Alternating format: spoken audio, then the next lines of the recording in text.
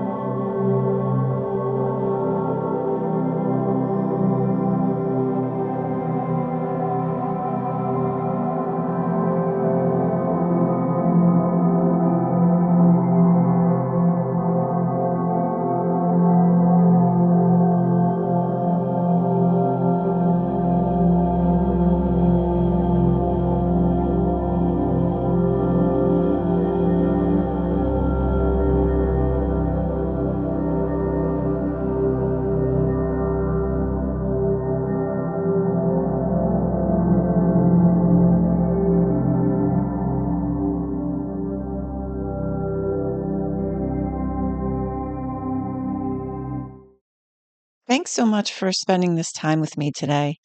And I'd love to hear in the comments, how do you make space for creative reflection? If this video spoke to you, maybe share it with someone who needs a little reminder to breathe and just trust the process. Hope to see you again soon.